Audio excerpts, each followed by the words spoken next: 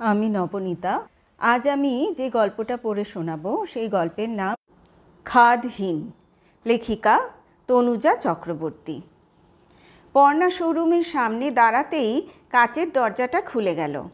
ছাই রঙের উর্দি পরা দারোয়ান সাদর সম্ভাষণ জানালো।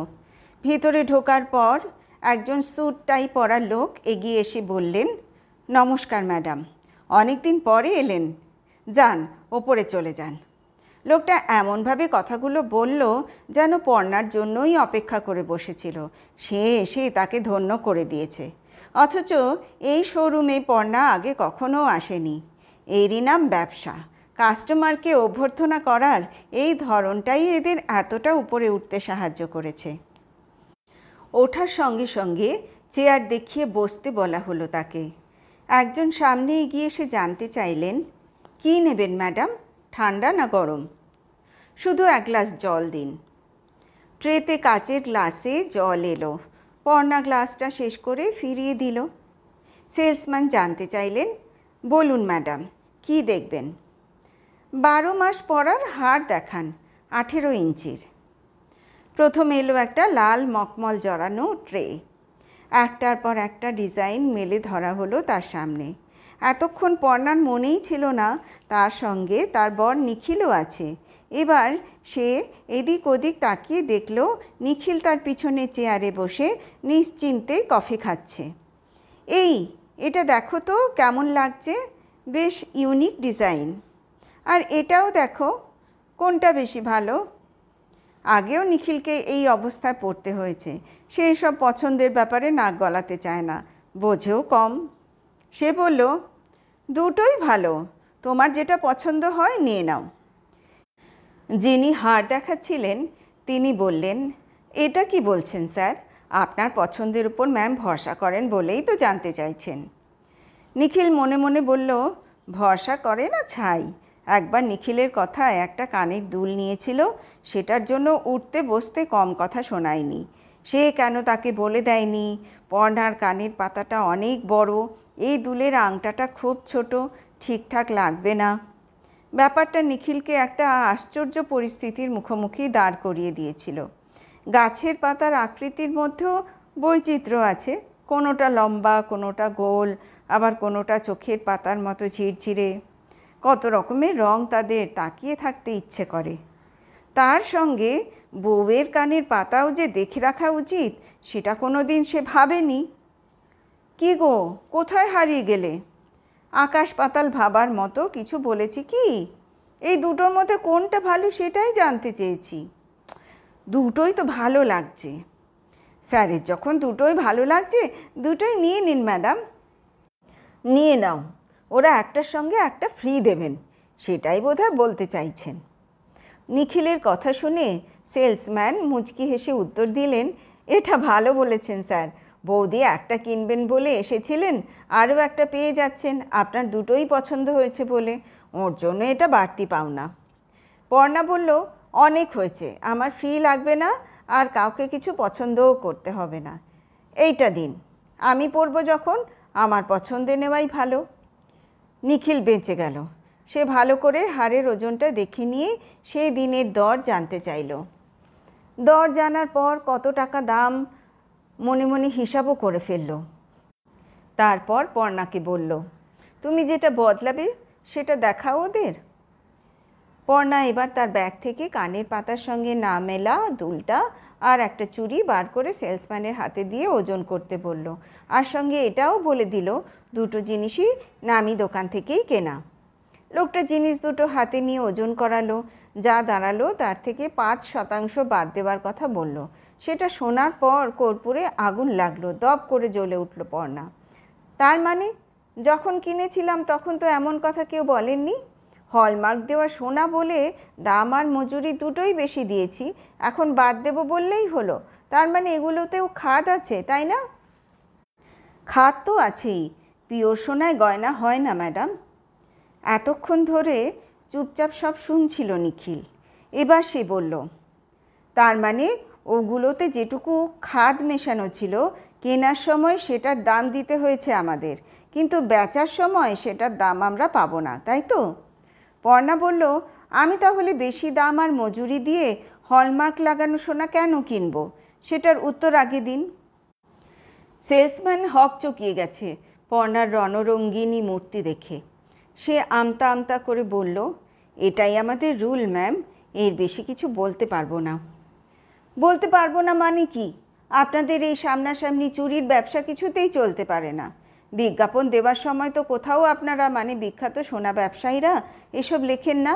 22 ক্যারেট আর হলমার্ক থাকলে কেনার সময় যা ওজন হবে বেচার সময়ও সবটুকুর দাম আমাদের পাওয়ার কথা। পাড়ার সোনার দোকানগুলোর সঙ্গে তাহলে আপনাদের পার্থক্য কোথায়? আপনাদের ডিজাইন আর কাটিং উন্নত বলে বেশি মজুরি নিচ্ছেন, সেটা নিয়ে কোনো প্রশ্ন করে না কেউ। তারপরও এইভাবে হ্যারাসমেন্ট! আমি এখনই কনজিউমার্স ফোরামে কমপ্লেন করব।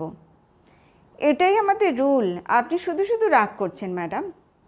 কিসের রুল? আসলে গহনা বানাবার সময় সব দোকানই তাদের মতো করে খাদ মেশায়, তাই যে দোকান থেকে কিনেছেন সেই দোকানে বেচলে কিছুই বাদ যাবে না। অন্য দোকানের জিনিস হলে আমরা বাদ দিতে বাধ্য। তাহলে হলমার্ক দেওয়ার মানেটা কি? যুক্তিহীন কথা বলছেন, আবার সেটাকে রুল বলছেন। এমনিতেই তো এগুলো ওয়াশ করার সময়ও মনে হয় কিছুটা ঝেড়ে নেওয়ার ব্যবস্থা রেখেছেন। সঙ্গে যখন গলান তখন আগুনের সঙ্গে যেগুলো ছিটকে পড়ে সেখান থেকেও সম্ভবত বাছাই করা হয়। আরে মশাই, এটা তো বড়সড় ডাকাতি। নিখিল কিছু বলার সুযোগই পাচ্ছিল না।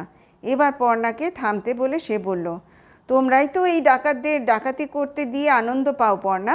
এখন ছাড়ো, যা করার এবার সব কনজিউমার্স ফোরামের মাধ্যমেই করতে হবে। দিন, আমাদের জিনিস দুটো ফেরত দিন, আমি এর শেষ দেখে ছাড়ব। ঢোকার সময় যে অভ্যর্থনা তারা পেয়েছিল, বেরোনোর সময় ঠিক তার উল্টোটাই ঘটল। যেন চুল্লিতে কাউকে দাহ করে ফিরছে। শোরুমের সবাই নীরবে তাদের সমবেদনা জানাচ্ছে। ফেরার পথে গোটা রাস্তায় বকর বকর করতে থাকলো পর্ণা। নিখিল কোনো উত্তর দিচ্ছে না, এক মনে গাড়ি চালাচ্ছে। তাতে পর্ণার রাগ আরও বেড়ে যাচ্ছিল। নিজের মনে অনর্গল বকবক করে ক্লান্ত পর্ণার রাগ কিছুটা কমতেই সে বলল, চলো কোথাও বসে একটু কফি খাই। এবার নিখিল মুখ খুলল। সে বলল, কথায় আছে শাঁকড়া তার মায়ের গয়না করার সময়ও চুরি করে, আর খদ্দেররা তো সেখানে বাইরের লোক। তাছাড়া ওরা জানে তোমরা গয়না না কিনে থাকতে পারবে না, সে তুমি যতই রাগ দেখাও না কেন। পর্ণা চুপচাপ শুনছে, কোনো উত্তর দিচ্ছে না। সত্যিই তো শাড়ি আর সোনার গয়নার ওপর সবসময় একটা আলাদা আকর্ষণ আছে তার। যখনই তার কিছু টাকা জমে মনটা ছোঁক ছোঁক করে ওঠে শাড়ি নয়তো গয়না কেনার জন্য। কিন্তু না, আর নয়। এবার যদি তাকে গয়না কিনতেই হয় ছোট দোকান থেকেই কিনবে, কোনো নামকরা দোকানে সে আর যাবে না। আবহাওয়াটা বদলাতে একটা কাফের সামনে গাড়ি থামিয়ে দুটো কফির অর্ডার দিয়ে মুখোমুখি বসলো দুজনে। নিখিল বলল, যাক, অনেক দিন পর এইভাবে মুখোমুখি বসে কিন্তু আমার বেশ লাগছে পর্ণা। কলেজের ক্যান্টিনের কথা মনে পড়ে যাচ্ছে। তোমাকে তো সবসময়ই বেরোতে বলি, কিছুতেই রাজি হও না। আর কিছু খাবে? ফিশ ফ্রাই খেতে পারি। নিখিল ওয়েটারকে ডেকে ফিশ ফ্রাই অর্ডার দিল। কফি খেতে খেতে পুরনো দিনের অনেক কথাই উঠে এলো। সঙ্গে যেসব বন্ধুদের সঙ্গে এখন আর যোগাযোগ নেই তাদের নিয়েও অনেক কথা হলো। হু হু করে কেটে গেল বেশ কিছুটা সময়। আস্তে আস্তে ওদের অজান্তেই হালকা হয়ে গেল বিরক্তির রেশ। কাফের বিল মিটিয়ে দুজনে আবার গাড়িতে উঠে বসল। কিছুটা পথ গল্পের রেশ ধরে হাবিজাবি বকে যেতে লাগলো নিখিল আর পর্ণা। হঠাৎই দূর থেকে দেখতে পেল চেনা নার্সারিটা। গাড়ি থামিয়ে দুজনেই নেমে পড়ল। ফেরার পথে এই নার্সারিটা তাদের সবসময় চোখে পড়ে। অনেক দিনের শখ পর্ণার বাড়ির বারান্দার একপাশে কনক চাপা ফুলের গাছ লাগানোর। কি অপূর্ব সুন্দর গন্ধ, প্রাণ জুড়িয়ে যায়। আজ সেই গাছ নার্সারিটার সামনেই বেশ কয়েকটা রাখা। পর্ণার বাপের বাড়িতে ছিল কনক চাপার গাছ। যখন ফুল ফুটত তখন সে সকালে বিকেলে বেশ কিছুটা সময় ওই গাছটার তলায় গিয়ে দাঁড়িয়ে সারা শরীরে তার গন্ধ মেখে নিত। আর সবচেয়ে আশ্চর্যের কথা, সে সময় যখনই তার নিখিলের সঙ্গে দেখা হতো সেই নাকি সেই ফুলের গন্ধ পেত পর্ণার গা থেকে। মাঝে মাঝেই কিছু ফুল কুড়িয়েও নিয়ে যেত তার জন্য। কথাগুলো ভাবতে ভাবতেই গাছটার গায়ে হাত বোলাচ্ছিল পর্ণা। নিখিল পলক না ফেলে তাকিয়েছিল পর্ণার মুখের দিকে। একটা অল্প বয়সী ছেলে এসে জানতে চাইল, কি লাগবে স্যার? সংবিত ফিরল তার।